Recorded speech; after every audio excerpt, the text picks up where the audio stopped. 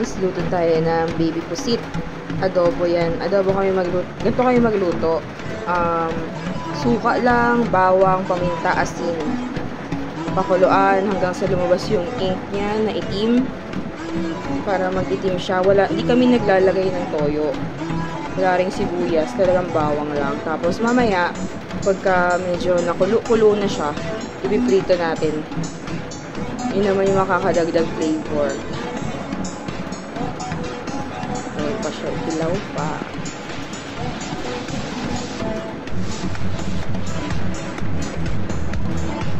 $240 ang kilo niya sa palengke namin. Sa inyo, magkano ang kilo ng baby pusit?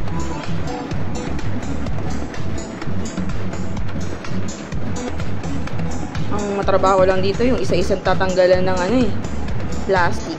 Plastic. Naalala ko si Bonnie, sabi niya. Pinagbaon ko siya nito, sabi niya, ba't daw may plastic? Sabi ko, anong plastic? Kasama yan sa pusit, no?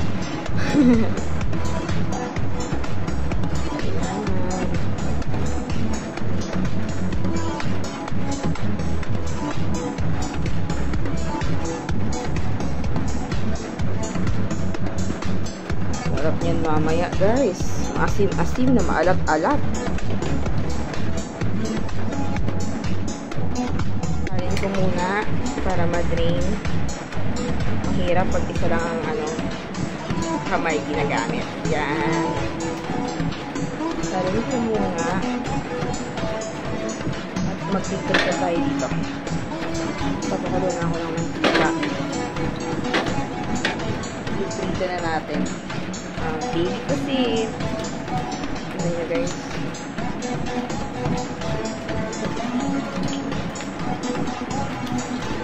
Ganito natin dito. Guys, dahan-dahan. Pumuputok.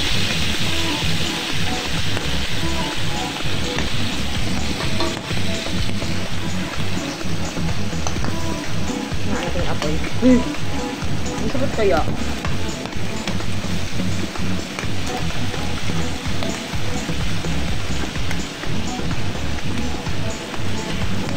Kaya na lang natin siyang ma-fit.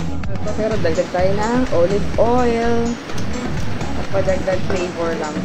Tsaka para konting healthy po. Guys, napakabango. Sobrang bango talaga. Kung naaamoy nyo lang.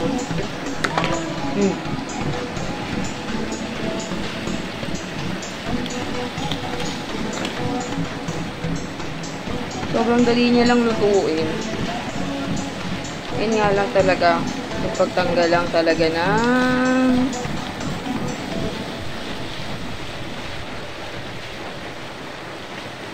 plastic.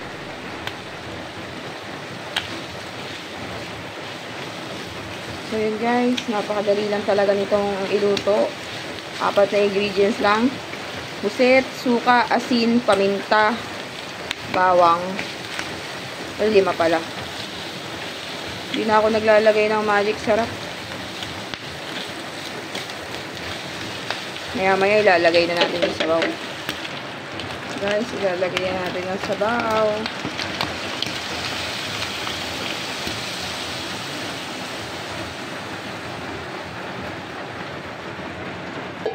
Konting patayo na lang. Pwede na yan. Ready to ulam na.